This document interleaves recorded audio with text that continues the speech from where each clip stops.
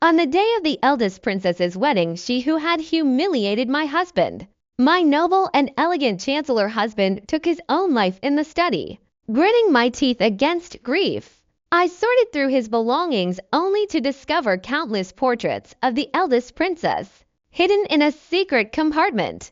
Beneath each portrait, in small characters, were the words, "My beloved Wanwan." So he had loved her this deeply all along. When I opened my eyes again, I had reincarnated to the day the princess forced him into her residence. This time, I did not spend 10,000 taels of gold to save him. Instead, I offered a cool congratulations. This man possesses an exceptionally refined and handsome countenance. Congratulations, princess, on acquiring a new plaything. Main text, at Princess Li Wan's spring banquet. When the crimson cloth of the golden cage was lifted by the gilded poles, my hand holding the wine cup did not tremble in the slightest. Among the 5 scantily clad youths within the cage, Pei Shiyan sat leaning against the wall. His dark hair fell slightly over his eyes. His jawline is sharp and elegant as a pine tree in the moonlight. In my past life, it was this very image of grace and refinement that had deceived me. Spending 10,000 taels of gold to redeem him from Li Wan's grasp, I nurtured his studies for the imperial examinations, propelled his rise to chancellor, and even pledged our marriage. Yet on his wedding night, drunk, he called out Wanwan, Li Wan's Wan. On the day of the princess's wedding, he took his own life in his study. Hidden in a secret compartment were 110 portraits of Li Wan, each inscribed with my beloved Wanwan. Each word felt like a poisoned needle, piercing my heart into 1,000 pieces. What do you think of this collection, Miss Lin? Li Wan reclined on her beauty couch, her voice languid yet radiating an air of supreme confidence. She had always delighted in hunting down handsome men, keeping them captive and tormenting them. Those who caught her eye rarely met a good end. I lifted my gaze, meeting Pei Shiyan's eyes as he looked over. His amber eyes brimmed with urgency. His fingers clenched so tightly against the cage bars that his knuckles turned white. A stark contrast to the calm demeanor he displayed when we first met in my previous life. A cold laugh echoed in my heart. So he had reincarnated too, still hoping I would save him as I had before. I don't know him, I replied, my voice as flat as if I were discussing the weather. Li Wanfeng narrowed her eyes, doubt evident. Oh, but he seems to recognize you. She pointed a slender finger at Pei Shiyan. If Miss Lin fancies him, this princess shall gift him to you. How could this humble maiden dare to take what the princess loves? I set down my wine cup, my voice carrying clearly throughout the banquet hall. This man possesses striking, refined features. Congratulations, princess, on finding your new plaything. Pei Shiyan, trapped within his cage, shuddered violently. His hand clenched the bars with such force that his thin robe slipped down, revealing a map of deep and shallow whip marks and burn scars across his body. In my previous life, upon seeing these wounds, my heart ached so deeply I sought out renowned physicians to treat him. Yet now it seems these wounds were merely a twisted bond between him and Li Wan. My former compassion was nothing but self-delusion. I no longer looked at Pei Shiyan's deathly pale face, instead turning my gaze to the youth behind him, Fu Zayan, whose eyes gleamed like a wild wolf's. In my past life, he was untamed and nearly killed Li Wan, yet she favored him. Later, he seized an opportunity to escape. 5 years on, he became the renowned general of the northern frontier, a formidable sword in the third prince's quest for the throne. Pei Shiyan's insistence on siding with the crown prince's faction back then was likely for Li Wan's sake, ultimately pitting him against Fu Zayan in bitter political conflict. This lifetime, why should I prop up a worthless lump of mud? Better to choose a true hidden dragon. Princess, I raised my hand, pointing directly at Fu Zayan, my voice clear and sharp. I offer 10,000 taels of gold in exchange for this youth. The banquet hall fell instantly silent. Pei Shiyan snapped his head up, the corners of his icy eyes flushing crimson. Veins bulged on his knuckled hands, as if he might shatter the cage bars.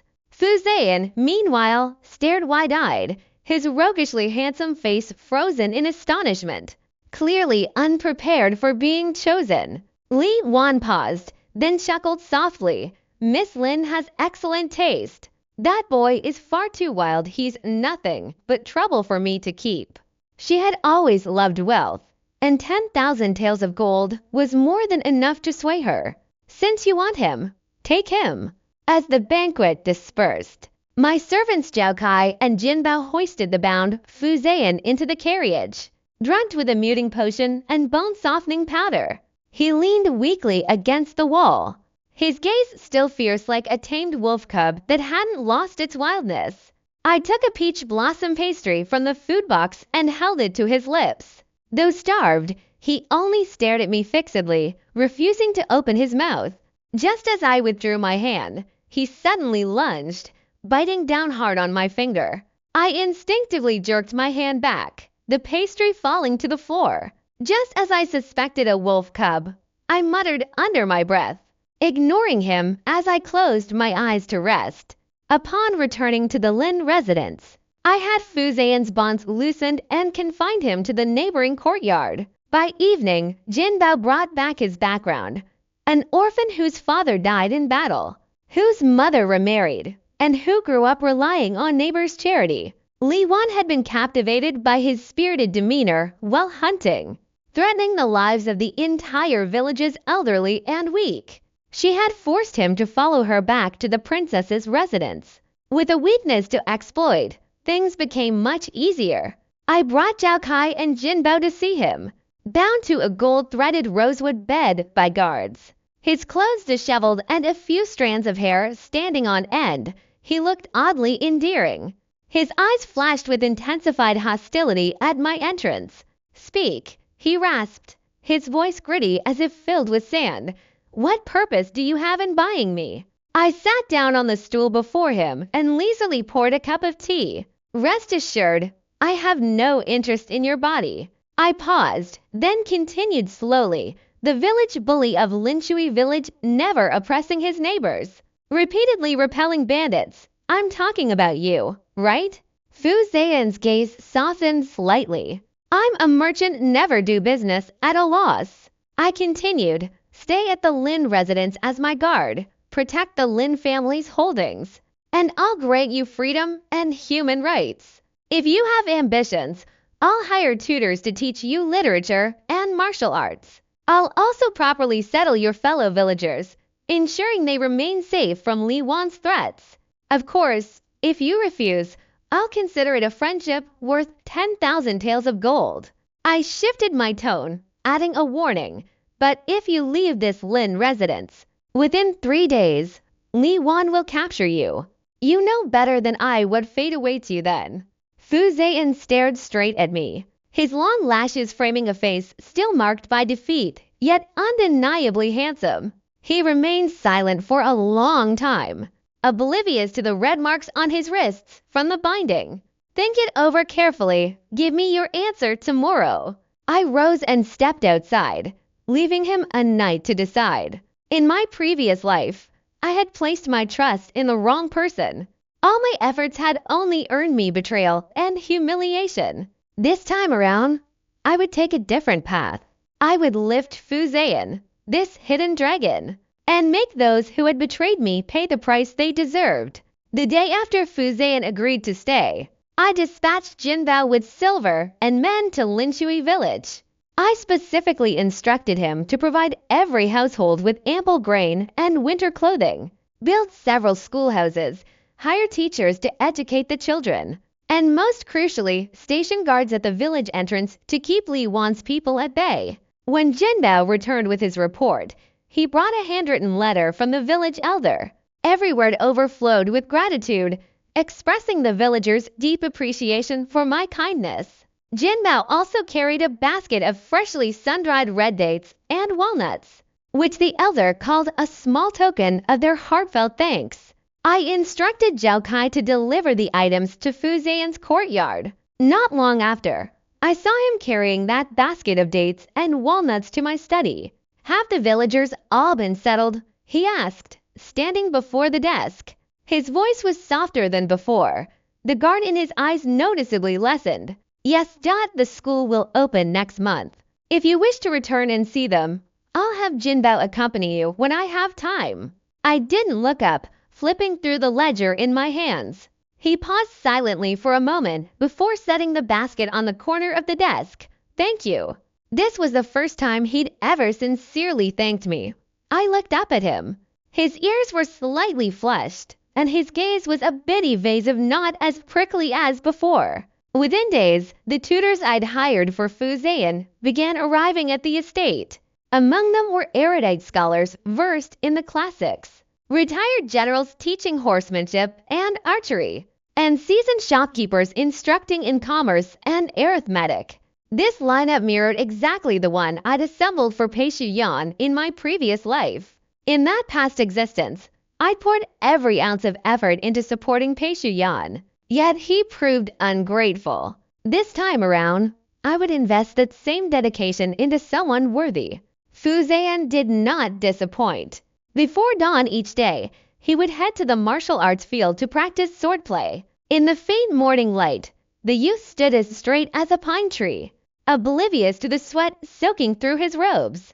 By day, he studied reading and writing with his tutors, persistently seeking clarification on any point he didn't grasp, never taking it lightly. Come evening, he would take the ledgers to learn estate management with me, approaching even simple bookkeeping with extraordinary diligence. Occasionally, I would visit the study hall to watch him, seeing him hold the brush with such focus, his ink-black hair cascading down, his sharp yet still youthful profile. I found myself lost in thought. Zhao Kai murmured beside me, Master. Young Master Fu's determination surpasses even that of young Master Pei in his prime. I withdrew my gaze and replied calmly, He's cleaner than Pei Shuyan, and he knows gratitude better than him. Fu Zan's constitution was inherently weak, combined with such intense study and martial training. Within a month, he was exhausted to the point of running a high fever, collapsing directly on the martial arts field. I received the news while reconciling accounts out of town and rushed back immediately that night. After examining his pulse, Master Physician Du diagnosed it as mere exhaustion.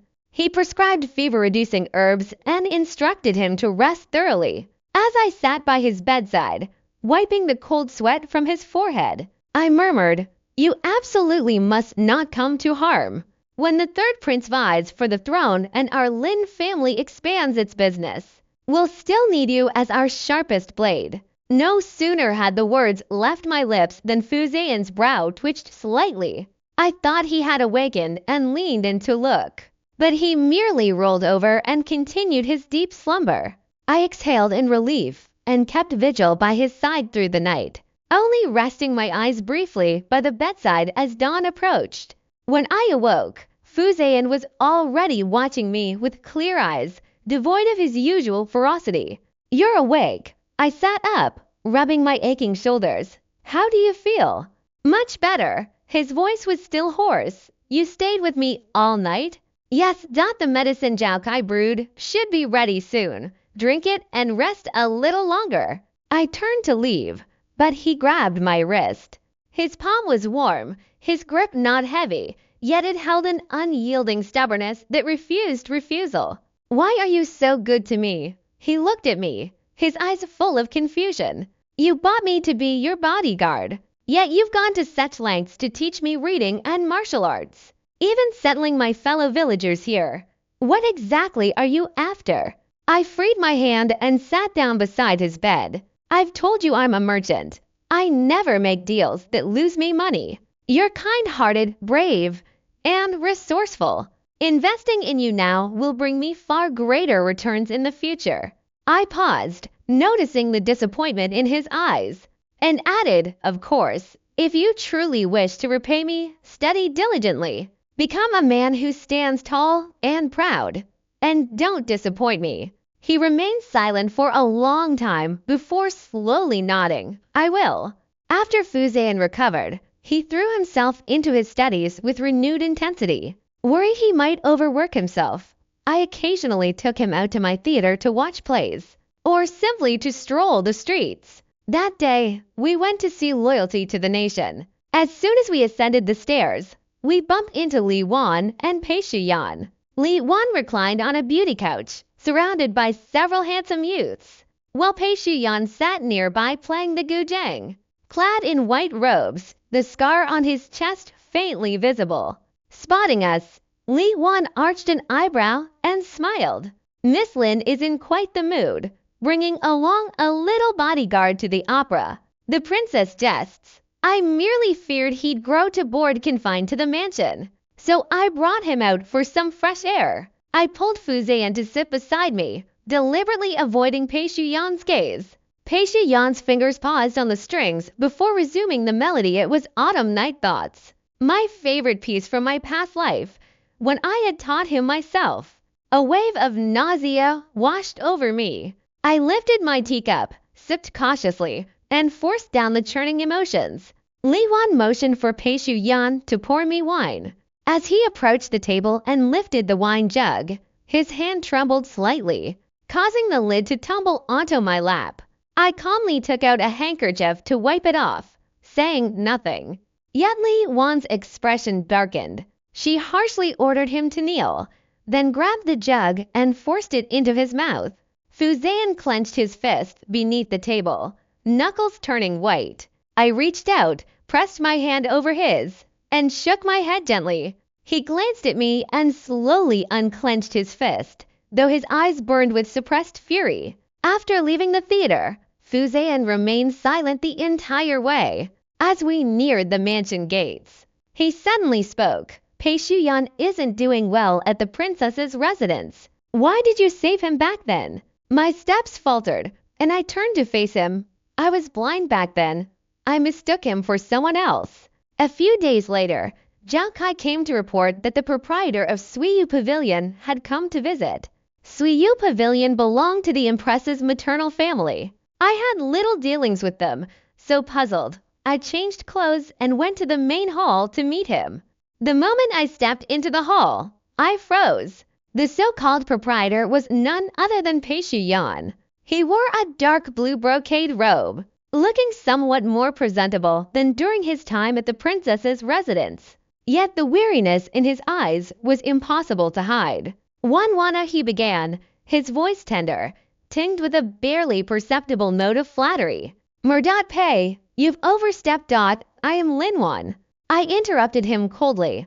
Are you here today as the proprietor of Suiyu Pavilion, or as Li Wan's lover? If this is business, the Lin family's enterprises have no need to partner with Suiyu Pavilion. If it's to catch up, you should be seeking out Li Wan. His face instantly drained of color, and he staggered back half a step. You've reincarnated too, haven't you? I gave a cold laugh, implicitly acknowledging it. What? Uncomfortable seeing that in this life, I didn't save you, but instead elevated Fu Zian. That's not what I meant, he protested urgently, the corners of his eyes reddening. Wanwan, in the last life, I wronged you. Those portraits. 110 portraits, each inscribed with my beloved Wanwan. I haven't forgotten, have I? I cut him off, my voice thick with disgust. Pei Shuyan, stop deluding yourself. You've always loved Li Wan. I was merely a stepping stone for you to shed your status as a plaything. This time, I won't make the same mistake, and you don't come bothering me again. He stared at the hatred in my eyes, his body swaying slightly, his lips trembling, yet unable to utter a single word of rebuttal. The Lin family has nothing more to discuss with you. Murdat Pei. You single quotes Ray welcome to leave now. I turned and walked away without another glance. Back in the study, Jinbao informed me that Fu Zian had regained consciousness. I went to his courtyard to see him. As soon as I pushed open the door, the sound of water reached me from the inner chamber. I lifted the curtain and entered, only to find him bathing in the tub. Shrouded in mist, the youth stood tall and straight, his skin still bearing the thin calluses and faint scars left by martial arts training. I hurriedly retreated to the outer room, awkwardly saying, I'm sorry. Come find me in the study after you're done." After speaking, I quickly walk out of the courtyard, my heartbeat oddly out of rhythm. When Fu Zian arrived at the study, his ears were still flushed. Standing before the desk, he feigned composure and asked, "You wanted me?" "Yes. You've just recovered. Don't push yourself too hard with training." I cleared my throat, masking the earlier awkwardness. "In a few days, I'll take you to the barracks. Let you see what a real battlefield looks like." His eyes instantly lit up like stars. Really, of course it's true. Watching his excited expression, a flicker of warmth stirred in my heart. But that warmth didn't last long, shattered by the trouble Fu Zian had caused. That day, he left the estate at noon and didn't return until nightfall. After Zhao Kai inquired, we learned he'd gone to the gambling den run by Wang Yusheng. Wang Yusheng, a classmate of Pei Shuyan's, was a cunning and ruthless man who ran the gambling den to amass wealth, ruining countless lives. Fu Zian's childhood sweetheart, Lian Yi, had a gambling-addicted older brother who owed the den a massive debt. His legs were broken, and he was forced to sell his sister to settle the debt. With nowhere else to turn, Lian Yi sought Fu Zian's help. He had no money, so he fought with the gambling den's men. When I arrived at the gambling den with my guards, the place was in utter chaos. Dozens of thugs lay on the floor, moaning in pain. Fu Zian stood before Lian Yi, blood trickling from the corner of his mouth, a blood-stained stool clutched in his hand. Wang Yusheng sat in a grand armchair, flanked by over 30 thugs, his expression dark and menacing. "Murdat Lin, what brings you here today?" Wang Yusheng eyed me up and down, his tone unfriendly. "My men acted out of line, disrupting your business. I've come to take him home." I motioned for Zhao Kai to bring a chair. Sitting down, I spoke deliberately. "There's nothing wrong with running a gambling den for profit, Murdat Wang. But evading taxes, hiding income, and injuring people to the point of disability? That's a bit much, don't you think?" Wang Yusheng's expression hardened. "What do you mean?" "Nothing much." I lifted the tea jug I handed me and sipped lightly. "I have evidence of your tax evasion over the past 3 years. Hand it over to the authorities, and you might find yourself spending a decade or more in prison." His eyes bulged with fury, but he dared not erupt. After all, the Lin family's influence in the capital was not something he could afford to provoke. "Kid, you're lucky." He shot Fu Zian a vicious glare before waving his henchman aside. "Hold on," I called after him, gesturing toward Lian Yi. "I'm taking this girl with me too. I'll cover her brother's debt." I tossed a heavy money pouch onto the ground and said coldly, "Tell Pei Shuyan that I'll make him pay for everything that happened today." Back at the mansion, I gave Fu Zian a thorough scolding. "You act without thinking, always resorting to fists to solve problems. If I hadn't arrived in time, it's doubtful you'd even be alive today." My anger grew as I spoke. "You're a guard of the Lin household, yet you leave the estate without permission and cause such a huge mess. I brought you here to protect the Lin family, not to bring me trouble." Fu Zian kept his head bowed, his clenched fists tightening and relaxing repeatedly, never uttering a word. "Go to Zhao Kai yourself and receive 20 military strokes. Reflect on your actions properly." With that, I turned and walked back to my study. Truthfully, I knew deep down that Pei Shuyan was the one pulling the strings behind this. Seeing me support Fu Zian, he grew jealous and sought to eliminate him through Wang Yusheng. But he forgot that I was no longer the Lin Wan of my past life, easily manipulated by others. I immediately penned a letter detailing the network of the Crown Prince faction from my previous life and Pei Shuyan's hidden connections, instructing the secret guards to discreetly deliver it to the third prince's carriage. Several days later, in the afternoon, I lay on the swing in the courtyard reading a forbidden book when Fu Zian approached carrying a tray. A hint of flattery played on his face as he presented the tray before me. "I heard from Tingjin Bao that you love peach blossom pastries." I made some today. Would you like to try them? I pinched one and popped it into my mouth. Sweet without cloying, the flavor was indeed delightful. Not bad, I remarked indifferently. His eyes lit up, and a faint smile curved his lips. I want to apologize. I acted impulsively last time. That it won't happen again. Also, thank you for what you did for Liani. Isn't Liani the one you're interested in? I asked casually. He shook his head violently, his face flushing. No, I only see her as a little sister. Watching him scramble to defend himself, I couldn't help but smile and didn't press further. Later, when I went out of town on business, I happened to run into Liani, who now ran a wonton shop. She brought me a bowl of steaming wontons and said with a smile, Miss Lin, Yan really cares about you. At the Lantern Festival last time, when you won that little pig lantern and said it matched him, he stared at you for ages.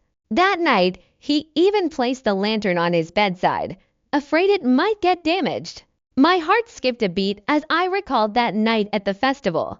How he'd gazed at the little pig lantern in my hand, his eyes sparkling like stars. Unbeknownst to me, this once prickly young wolf cub had long since set his heart upon me. The crisp autumn air swept through the Changlan hunting grounds, where maple leaves blazed in full splendor. The mountainsides were a tapestry of crimson and gold, the wind rustling through the tree tops, carrying the crisp scent of foliage, and the dust kicked up by galloping hooves.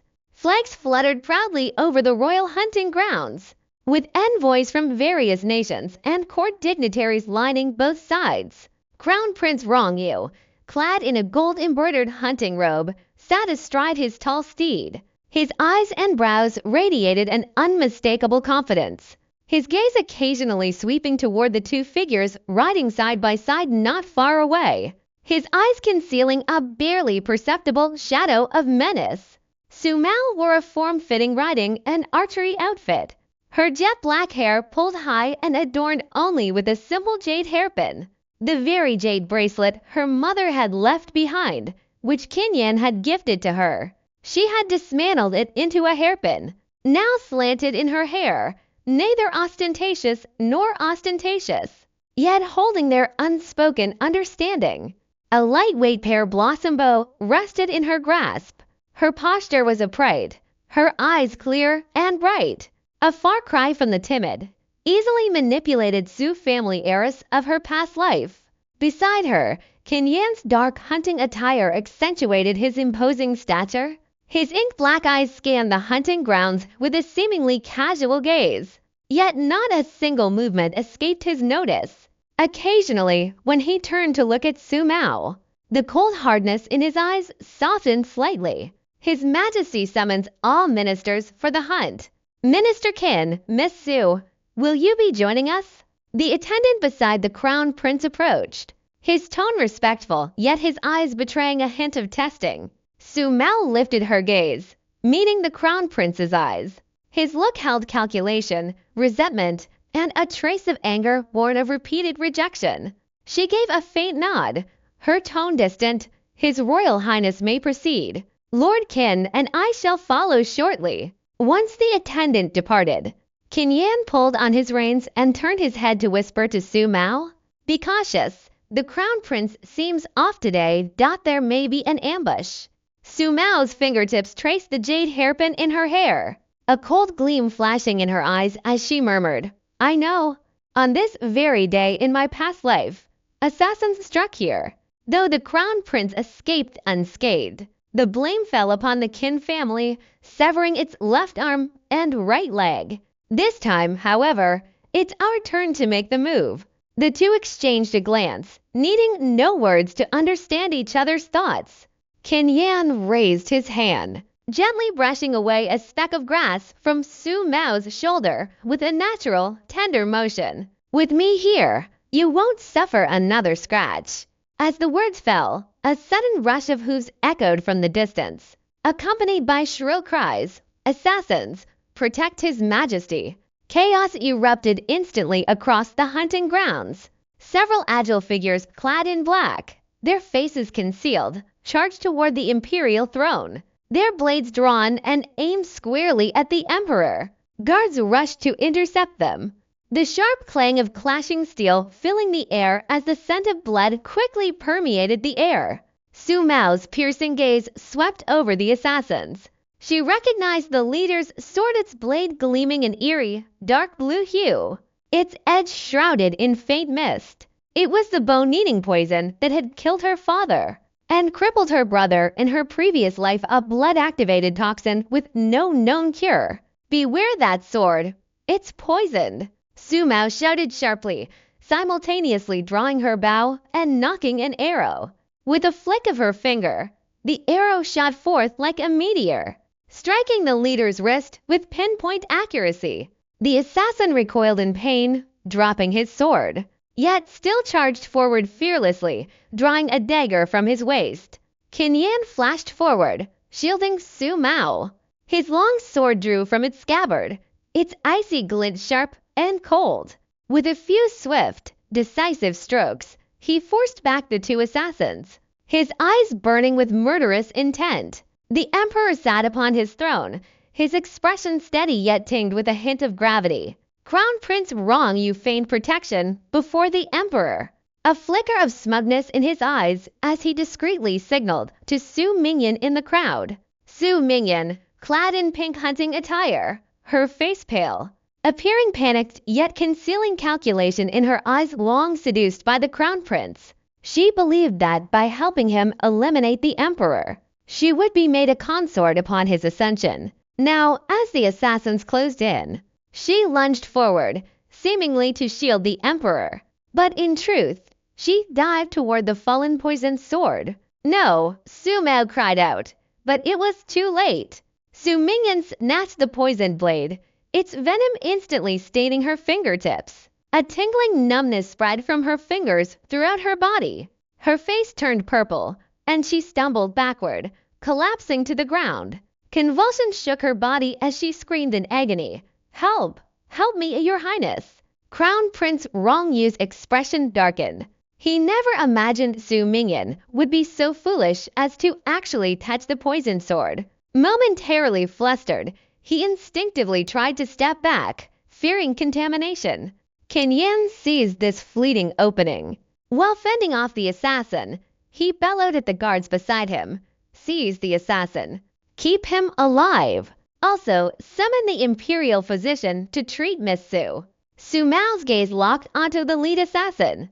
That figure, those moves, she would never forget them.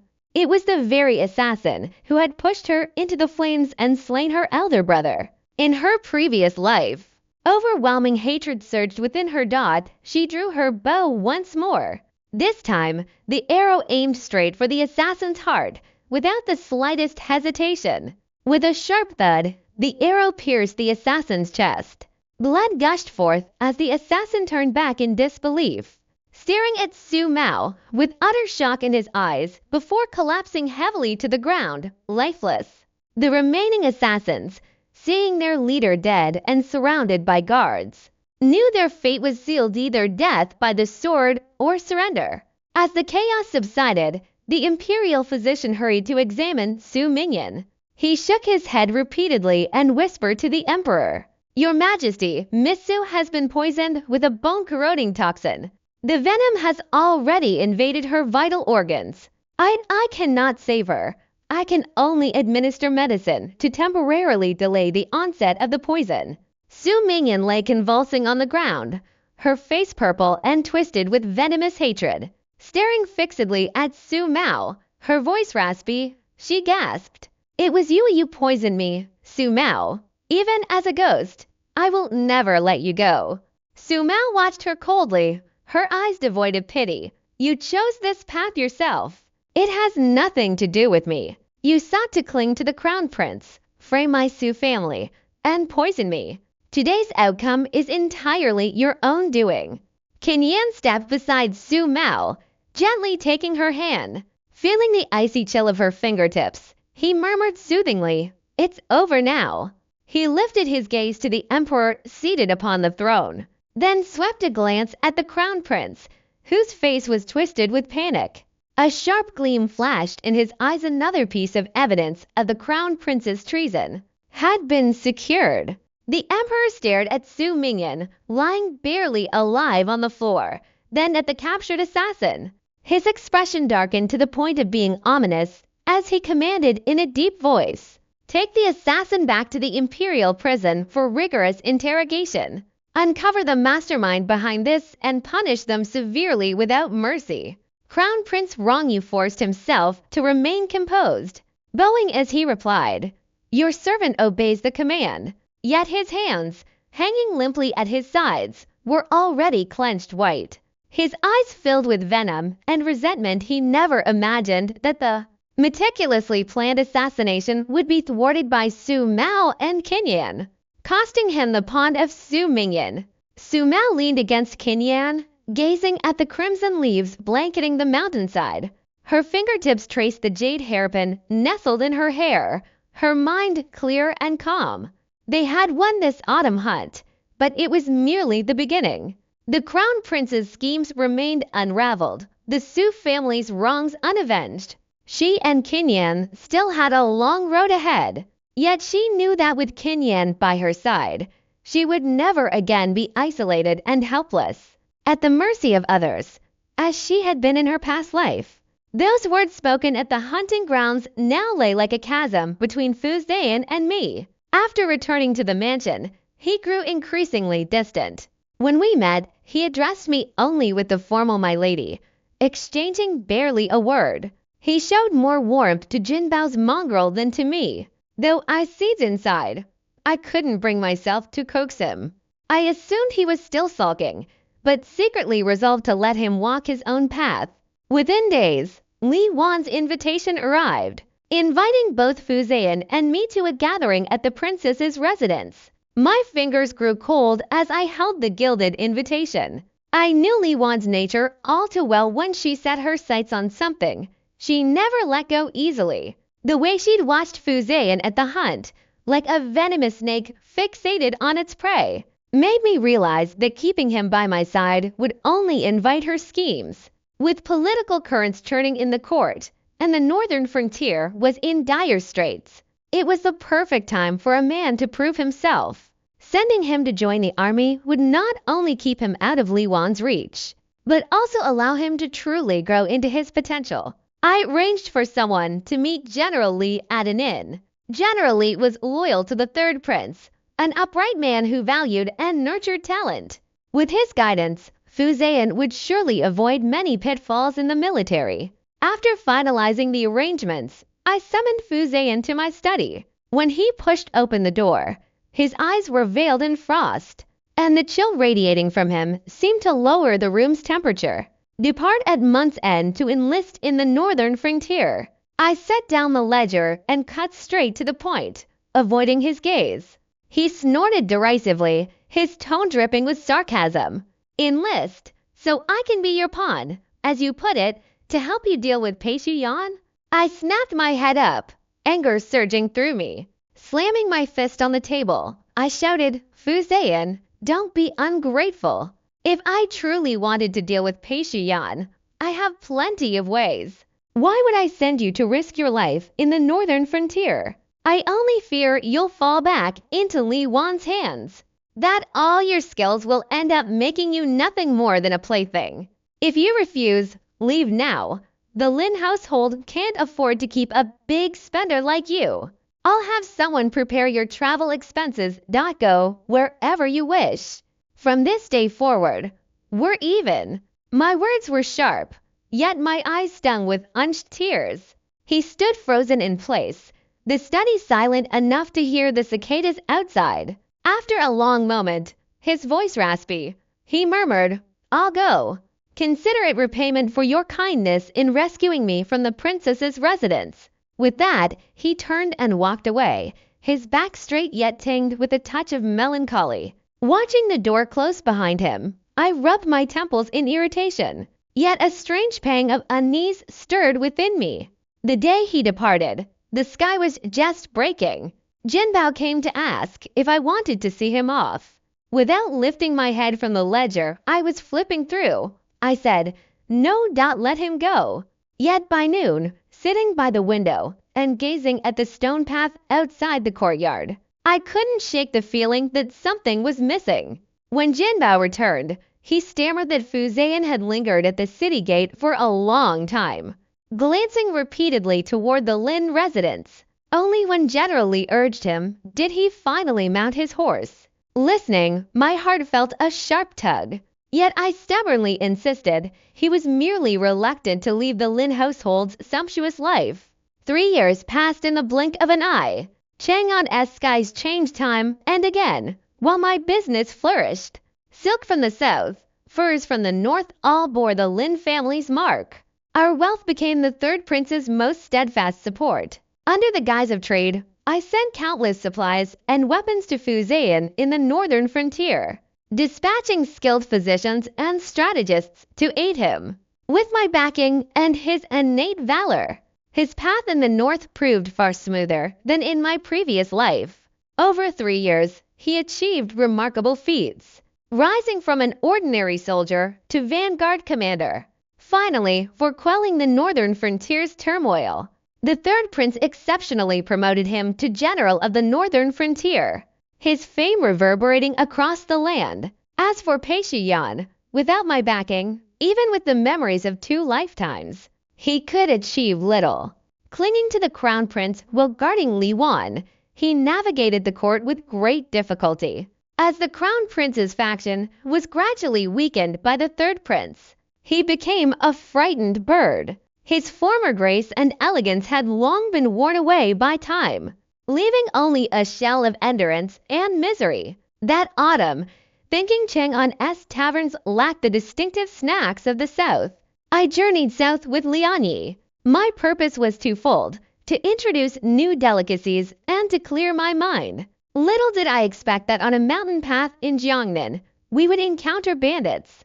A dozen bandits blocked the road, each with a brutish, menacing face. Their leader, a fat man, ogled Lianyi and me with lecherous eyes, spewing filthy insults.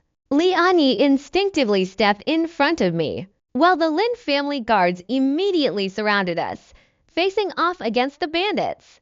Seeing this, the fat leader waved his hand, signaling his men to move in. He bellowed, "Rob them! Take these 2 young ladies back with us. Steal everything of value."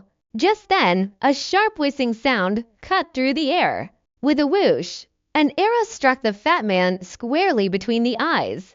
He didn't even have time to groan before collapsing stiffly to the ground, his eyes still gleaming with unrelenting greed. Chaos erupted among the bandits as they frantically scanned their surroundings. Following the sound of the arrow, I saw 3 powerful steeds galloping down the mountain path. Leading the charge was a figure clad in silver military robes, his posture erect and his features sharp. In the autumn sunlight, his contours were as chiseled as if carved by a sculptor's knife. A longbow gripped his hand, a quiver slung diagonally across his waist. It was Fu Zan, whom I hadn't seen in 3 years. 3 years of military service had worn away his youthful vigor, replacing it with an aura of iron and steel, sharp as a blade. His skin had darkened, his frame grown taller. Those once defiant eyes now held a depth like a frozen pond, yet they still pierced straight into my soul. "Yan!" Jinbao cried out. Fu Zan pulled his reins tight, his gaze sweeping over the bandits on the ground. With a single look, his 2 subordinates leapt from their horses and subdued the remaining bandits in mere moments. He dismounted and walked toward me step by step. His military boots echoed steadily on the stone path, and my heart beat quickened with each thud. He stopped before me, scrutinizing me from head to toe, his brows furrowed. "Why didn't you bring enough guards? Such recklessness!" His tone carried reproach, yet concealed an unmistakable urgency. My mouth opened, but words failed me. I could only stare at him, utterly dumbfounded. We stopped at a nearby inn to rest. Jinbao chattered away with Fu Zan's subordinate, Zhang Baguo, asking about the northern frontier. Lianyi and I sat at the table, chatting half-heartedly, yet my peripheral vision kept drifting toward Fu Zan. Seated nearby, His posture was straight and upright. Listening to Zhang Baoguo speak, he occasionally responded with a word or two. The aura radiating from him was nothing like that of the wild boy I had brought back to the mansion all those years ago. When the food arrived, Fu Zian unexpectedly walked straight over to me, pulled out a chair, and sat down. My heart jolted violently, and the chopsticks in my hand nearly fell onto the table. Zhang Baoguo, ever blunt and outspoken, chuckled. Miss Lin, Brother Fu heard you were coming to Jiangnan. He deliberately pushed aside his military duties to rush over and protect you, afraid something might happen to you. The moment he finished speaking, Fu Zian shot him a cold glance. Zhang Baoguo immediately covered his mouth, buried his head in his food, and fell silent. I pretended to be calm as I picked at my food, but felt my cheeks grow slightly warm. I couldn't bring myself to meet his eyes. The meal passed in an unusual silence. I hastily shoveled a few bites of rice before claiming I felt tired and went upstairs to rest. Lying in bed, sleep eluded me. My mind was flooded with images of Fu Zian and his brows, his eyes, his voice. The way he looked at me all surged like a tide, leaving me utterly unsettled. In the dead of night, I slipped on an outer robe and headed to the small pavilion in the inn's backyard. I wanted to walk in the evening breeze and sort out my thoughts. Just as I reached the pavilion's entrance, I saw Fu Zian standing alone inside, gazing at the bright moon. His silhouette looked lonely. He heard the sound and turned to look. Our eyes met, and this time, I didn't look away. He beckoned me over. I walked to the stone bench opposite him and sat down. Moonlight spilled over him, softening his rugged features. Life in the northern frontier, was it hard? I spoke first, breaking the silence. He smiled faintly, his tone calm. Hard, but worth it. That time at Sanni Bay, we fell into an enemy ambush, surrounded for 3 days and nights, out of ammunition and provisions. Baoguo risked his life to drag me out from the dead. Back then, I thought I was going to die. As he spoke, he turned to look at me, his eyes reflecting the moonlight, gentle as a spring. Back then, only one thought filled my mind: if only I could see you one more time. When I first went to the northern frontier, I was filled with resentment toward you. I resented you for calling me a toy you used to climb higher. Resented you for pushing me away so cruelly. But standing at death's door, I realized that all that resentment couldn't compare to the longing to see you again. These past 3 years, I wrote over 200 letters, each filled with words. Yet in the end, not a single one was sent. I feared I wasn't good enough. Feared I was still that boy who needed your support, unworthy of you. His voice was soft, drifting in the moonlight, striking my heart. Now, I am the Northern Frontier General. I command a mighty army, capable of protecting the people of this land and safeguarding your entire Lin family. I am no longer that boy who needed you to hide behind. He looked at me, his eyes filled with expectation and a barely perceptible tension. Wanwan, I want to ask you, am I now a man who stands tall and proud? He paused, then spoke clearly, word by word. Wanwan, I like you. I've liked you since the moment you bought me out of the princess's mansion. I like your sharp mind, your decisiveness, your stubborn exterior hiding a soft heart. I like everything about you. I've liked you for a very, very long time. Moonlight bathed us in its soft glow, while outside the pavilion, insects chirped ceaselessly. Yet in this moment, my heart was utterly thrown into disarray. The wounds inflicted by Pei Shuyan in my past life seemed to be soothed bit by his tender, yet resolute confession. Those long-buried feelings quietly broke through the surface at this very instant. Upon returning to Chang'an, Fu Zian's Northern Frontier General's mansion was swiftly restored. He became the capital's most sought-after young general, deeply trusted by the third prince, yet viewed as a thorn in the side by the crown prince's faction. Only Pei Shuyan remained steadfastly loyal to the crown prince and Li Wan. struggling to navigate the treacherous court. Without my support, even with his memories of 2 lifetimes, he could ultimately make no significant impact. I thought life would continue steadily like this, but I never imagined Pei Shuyan would become this deranged. That day, I took Liani to an outlying shop to audit accounts. Walking through Chang'an's main streets, we were flanked by over a dozen Lin family guards and Fu Zhan's covert agents. Yet as we rounded an alley corner, a cloud of choking smoke suddenly engulfed us.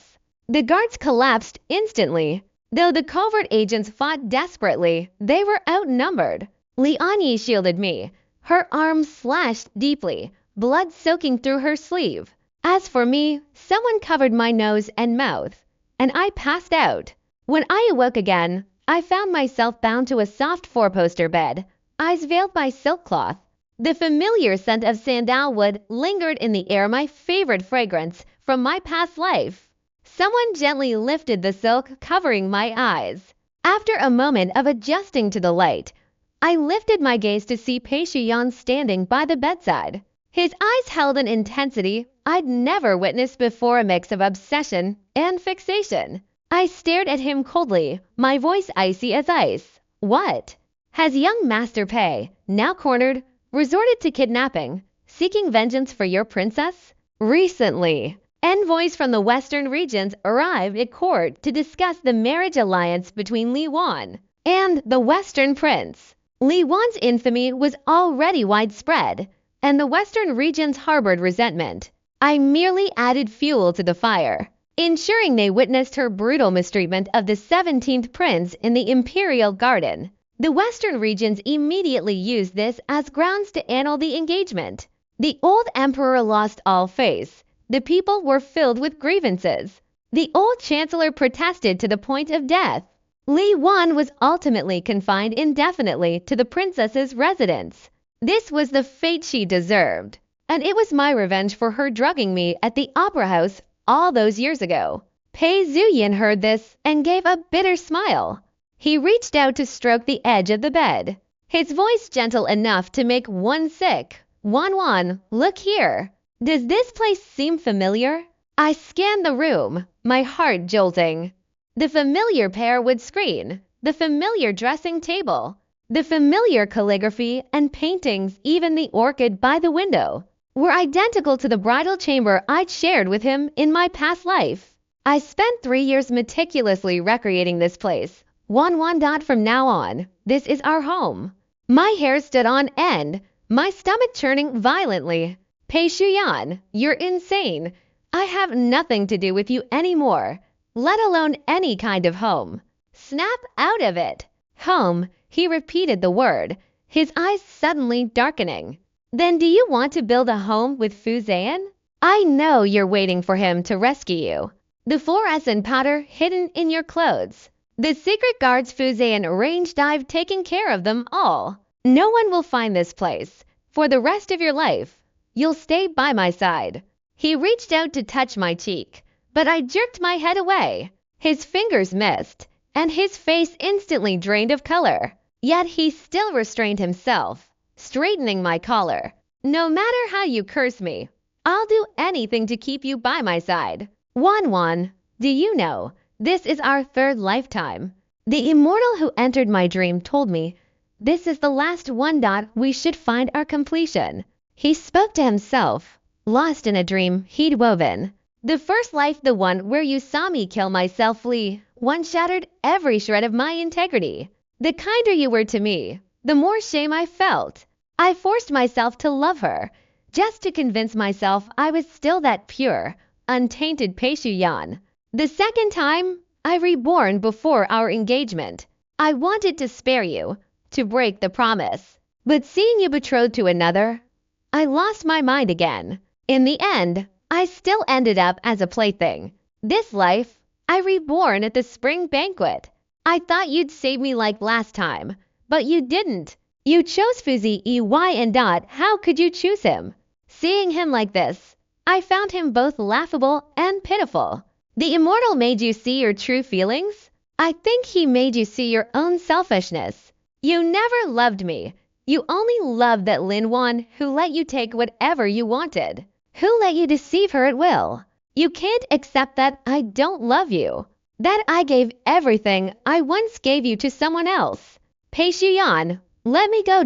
This is your last chance. He slowly lifted his eyes, the corners flushed crimson, his tone resolute.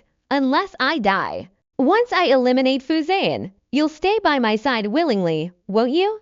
If you lay a finger on him, I'll follow him at midnight. Before dawn breaks, I'll come for your life. I stared at him, enunciating each word without a trace of jest. I, Wanwan, keep my promises. I began a hunger strike. No matter how Pei Shuyan pleaded, even threatening the lives of every member of the Lin family, I remained unmoved. If I die, the Lin family will avenge me. You, Pei Shuyan, the crown prince, and Li Wan, not a single one of you will escape. Pei Shuyan panicked. Watching me grow weaker by the day, he eventually dragged in Master Du, the divine physician, and forced him to treat me. He thought this was saving me, unaware it was the beginning of his downfall. Master Du was a lifelong friend of the Lin family. He had left a hidden signal upon his arrival. Fuzain followed the clues and quickly found this secluded courtyard hidden in the city's outskirts. As the sounds of battle echoed outside, I lay propped against the headboard, too weak even to lift my hand. The door kicked open, and Fuzain burst in. Blood stained his clothes, his expression as cold as winter frost. Seeing me bound to the bed, the icy look in his eyes instantly gave way to panic.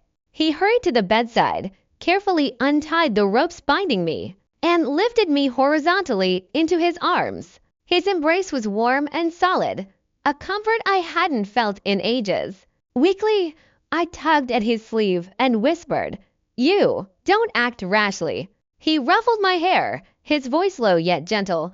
"Don't worry, I know my limits." With that, he carried me to the carriage outside and turned to walk toward Pei Shuyan. Soon, muffled thuds of fists meeting flesh echoed from outside the carriage.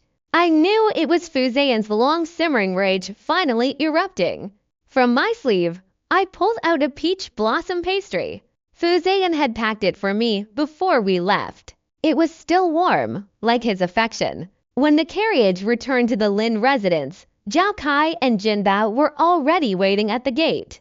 Zhao Kai paced anxiously. Seeing me return, he immediately tried to rush forward, only to be pulled back by Jin Bao. Their bickering filled me with a warm feeling.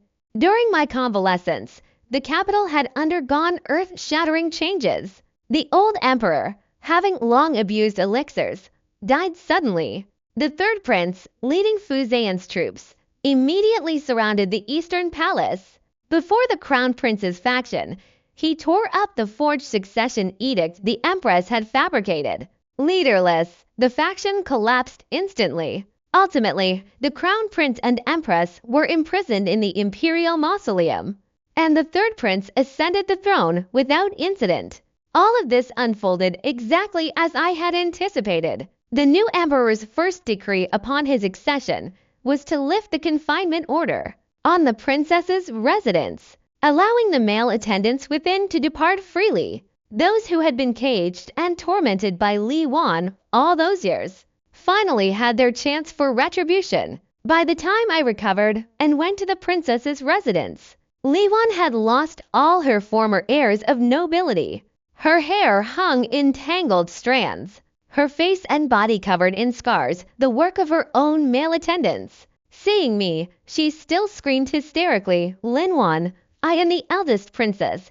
How dare you touch me?" I looked at Pei Shuyan, escorted by the secret guards. His clothes were in tatters, his face still bruised from Fuzain's beating. Yet his eyes still held a glimmer of hope for me. My voice was calm, not loud, but every word was clear. "Pei Shuyan, you claim to love her, don't you? I said before, in this lifetime, you will each find your own happiness. Li Wan will forever be yours." After a pause, I turned to Li Wan and added, "Also, Liani suffered a deep gash on her arm protecting me. That debt, I'll settle with you." Fuzain's guards stepped forward. I drew the long sword at his side and swung it. Blood gushed instantly from Pei Shiyun's arm. He groaned in pain, but still struggled to reach out to me, calling hoarsely, "Wanwan, save me." I watched his blood-stained lashes, observed the dark crimson pools slowly congealing on the floor. Yet my heart remained utterly still. The love of a past life, the debt of a past life, it ends here. I took a cold step backward, turned, and walked away, refusing to look back at the tormented pair. Outside the princess's residence, the dawn sky was just beginning to lighten at the hour of Mao. The cold wind bit into my face, yet my hand was suddenly grasped by a warm, large one. Fu Zan stood beside the carriage, his posture tall and upright. He adjusted my cloak and murmured softly, "Lian Yi and Zhao Kai Jinzhao prepared a feast at the inn, all your favorite Hunan dishes." I looked up at him. The usual sharpness had vanished from his eyes, replaced only by tenderness. Morning light bathed his face, outlining soft contours. I clasped his hand with mine and smiled, my eyes crinkling with joy. "Let's go home."